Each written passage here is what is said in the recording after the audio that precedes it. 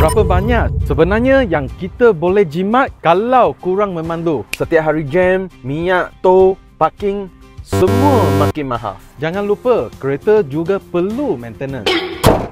Dengan driveless, save more dari Etika, sudah tentu anda dapat penjimatan daripada kurang memandu. Zoom, bila kereta kurang dipandu, cost insurance atau takafu lebih rendah dengan driveless dan save more dari Etika.